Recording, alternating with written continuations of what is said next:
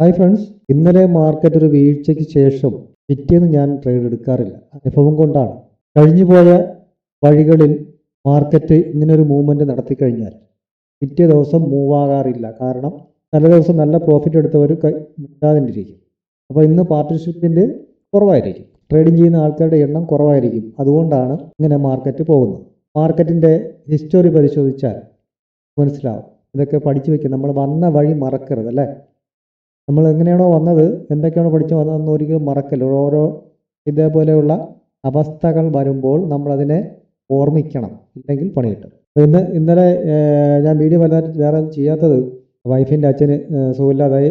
Wife ആശുപത്രി കൊണ്ടുപോയി. അതിനുശേഷം അഡ്മിറ്റ് ആക്കിയെന്ന് വിളിച്ചു പറഞ്ഞപ്പോഴാണ് ഞാൻ ഇവിടെ പെട്ടെന്ന് വീഡിയോ റെക്കോർഡ് ചെയ്തിട്ട് ആശുപത്രി പോയത്. അപ്പോൾ അതുകൊണ്ട് ഇന്നിപ്പോൾ ഉച്ചയ്ക്ക് 2 മണി കഴിഞ്ഞിട്ടാണ് ഇവിടെ വന്നത്. അതുകൊണ്ട് തന്നെ ഞാനിന്ന് ട്രേഡ് എടുത്തുമില്ല. നമ്മളെ ആ ഒരു റേഞ്ചിൻ്റെ ഉണ്ടാവും, ആ റേഞ്ചിൻ്റെ കറക്റ്റായിട്ട് റെസിസ്റ്റൻസ്, അതായത് ഒരു ഷോൾഡർ കട്ടാണ്. അത് വാല്യുബിൾ ആണ്. ഞാൻ ഇപ്പോൾ കാണിച്ചു തരാം.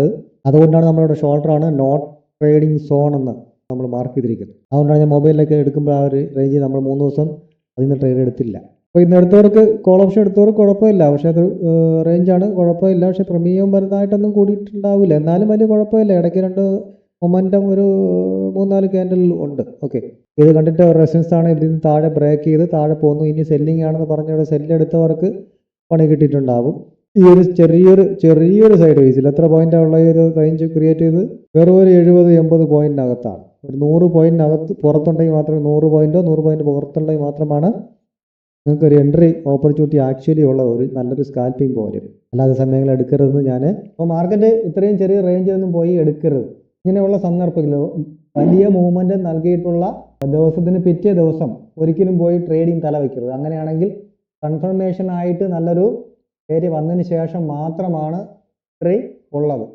എത്ര ദിവസം, എത്ര ഏരിയ, എത്ര റേഞ്ച് എങ്ങനെ നിൽക്കും, എത്ര റേഞ്ചാണ്, എത്ര ദിവസം പോവും, ഇപ്പോൾ ബ്രേക്ക് ആവും എന്നൊക്കെ അതിനകത്ത് കണക്കുണ്ട്. 3, 4, 7, 12 അങ്ങനെ പല കണക്കുകളുമുണ്ട്. കാൽക്കുലേഷൻ വെച്ച് കണല്ലേ. ഭൂഗോളത്തിൻ്റെ സ്പന്ദനം കണക്കിലാണ് എന്ന് പറയുന്നത്. ട്രേഡിങ്ങിൻ്റെ സ്പന്ദനം കണക്കിലാണ്.